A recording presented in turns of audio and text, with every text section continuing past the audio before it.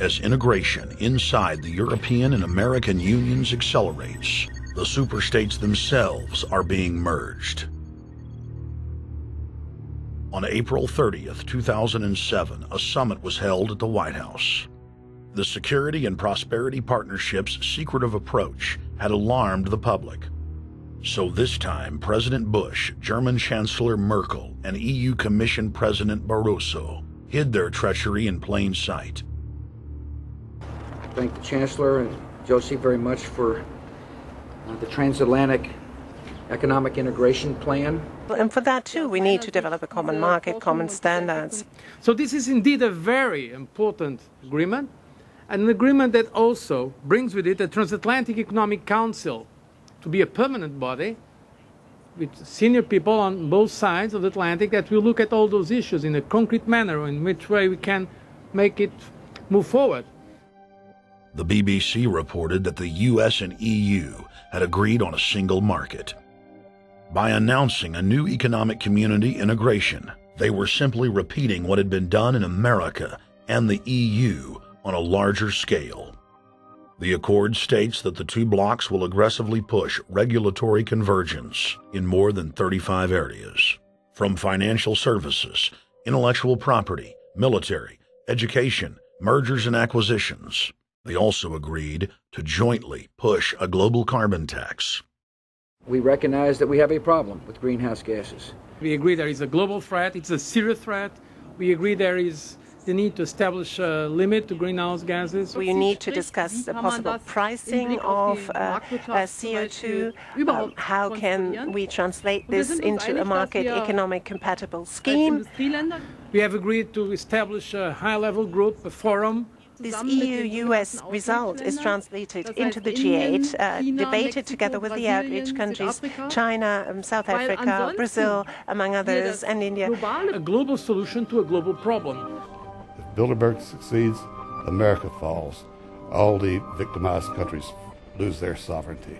Bilderberg is not a person, it's not an idea, it's an ideal, a very powerful group of people working together and for the positions of ultimate and absolute power, destroying every constitution on earth, no matter how powerful the constitution of the nation is. That's what these people do. The African Union arose out of the African Economic Community, set up in the early 1980s. The African Union is financed by a consortium of international bodies, governments, and corporations.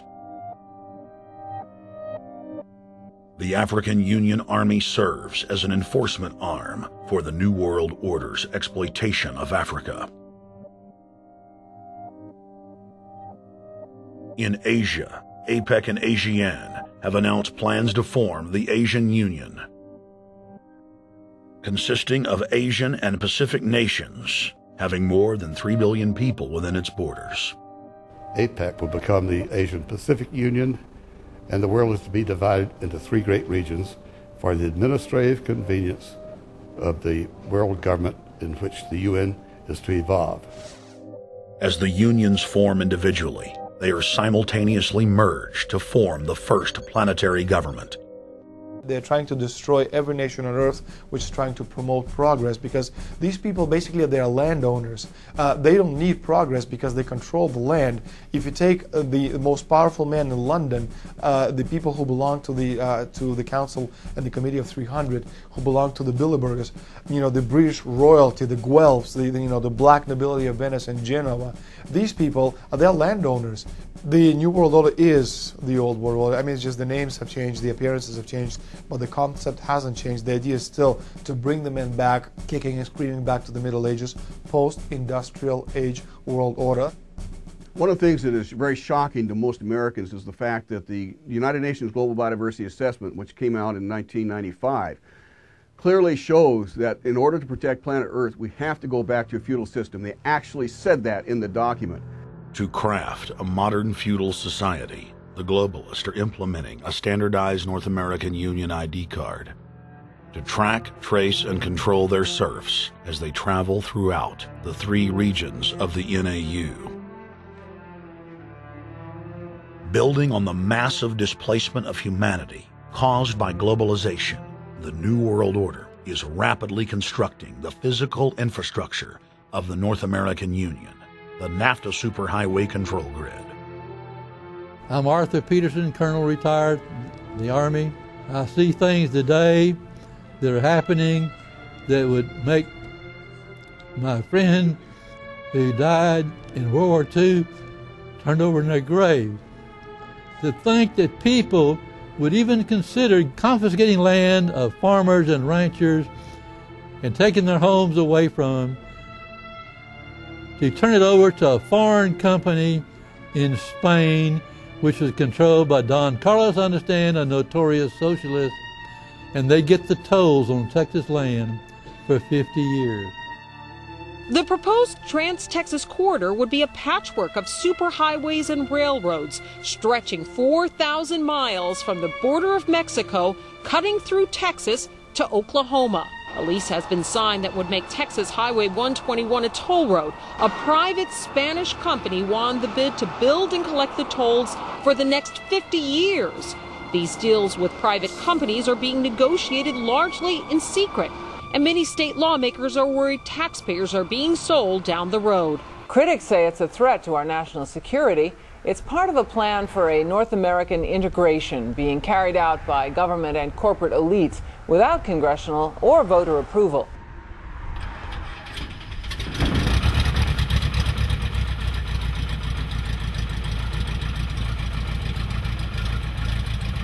We took to the air over central Texas to get a bird's-eye view of the Trans-Texas Corridor, which is under construction and will form the heart of the Trans-NAFTA Superhighway system.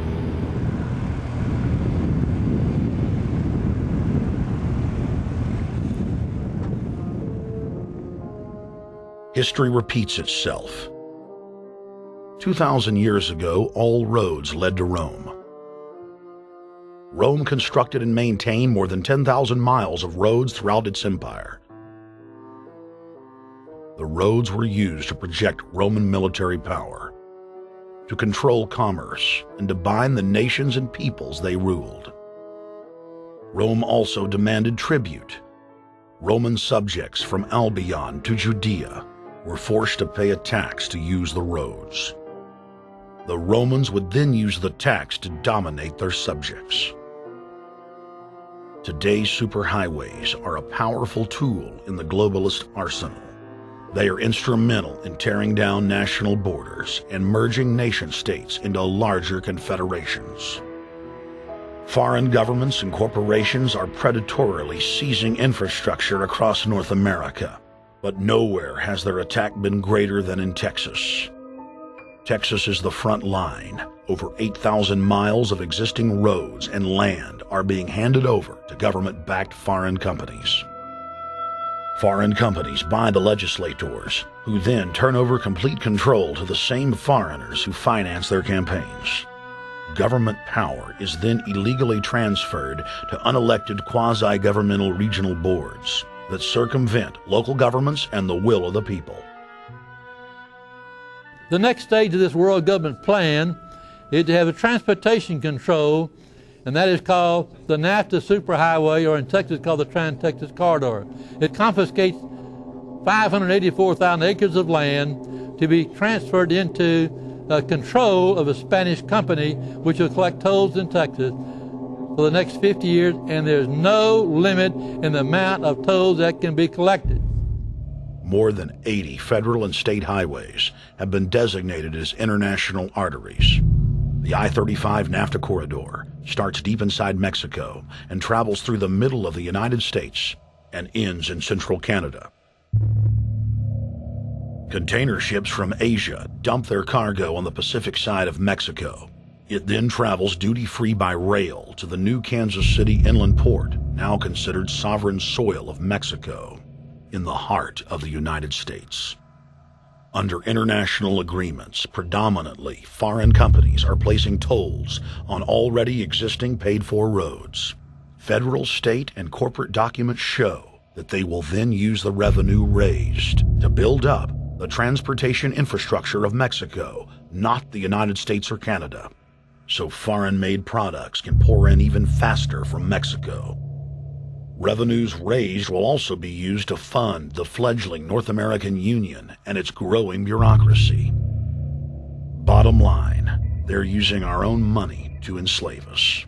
First of all, they're proposing a North American tribunal, which would be similar to what we have in Chapter 11 of the NAFTA agreement, which is trumped by international law. The U.S. Supreme Court and our Constitution could potentially be rendered invalid, and what we would have is new North American business law that would trump what we have here in the United States. What is also interesting to note that the NAFTA headquarters is in Mexico and controls the United States trade and rules against the United States Congress, and no one seemed to challenge it. It's very probable and probably inevitable that our right to bear arms would be challenged in a North American court. So this is just an example of what's happening and what's being proposed. We want to keep our trial by jury system. We want to keep our right to keep and bear arms. We want a system where we have a Supreme Court and not have a tribunal that will be superior to the Supreme Court.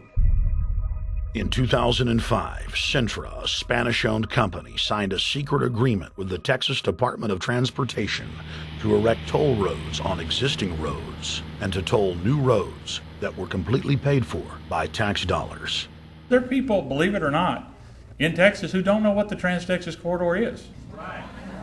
TTC 69, which they'll have the environmental hearing starting this spring on, runs through my part of the state. And there are people over there who have no idea what's fixing to come in their backyard. TxDOT, an unelected state agency, claimed that the agreement with the foreign company was even secret from the Texas legislature. When the truth came out, newspapers across the state called for heads to roll politically. Cintra's response was to have its Australian subsidiary make its first U.S. newspaper buy. Every newspaper they bought was along branches of the Trans-Texas Corridor and had been critical of the toll road plan. The cost of 40 or 50 newspapers is nothing compared to the profits that'll be made. Just Phase 1 alone of the state toll road plan is estimated to raise more than $200 billion in just the first 15 years. And Texas is only a small part of the global panorama. A combine of transnational companies is aggressively consolidating public finance infrastructure worldwide, and the same interests are erecting a world government according to their rules. A literal wonderland of corporate corruption, where governments simply act as vacuum cleaners, sucking up the wealth and resources of the middle class and transferring it to offshore bank accounts, leaving behind a cultural and economic wasteland of easily managed slaves. The whole purpose about the North American Free Trade Agreement is not about trade, it's about control. Control of people. CAFTA is even worse. Control of people. It's not about trade, it's subsidized trade with taxpayers' funds.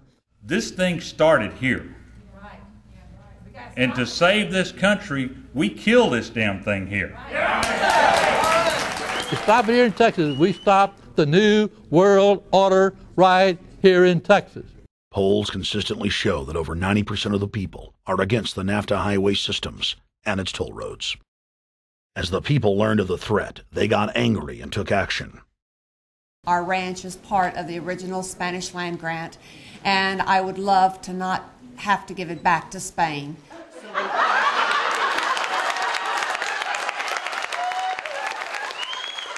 Opponents of a proposed superhighway today held a major protest.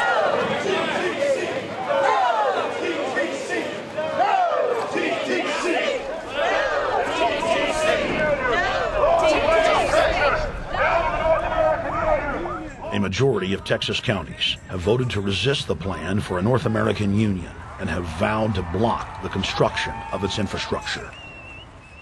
Heck, we already know in a law that was passed by a subservient United States Congress, where practically nobody in the entire Congress stood up and said no, they've already passed a law saying all their driver's licenses are going to be chipped. Well, I'm telling you right now, I'm not going to carry in a driver's license that's got a chip in it so Big Brother can watch everywhere I go and see everything I do. No, no, hell no.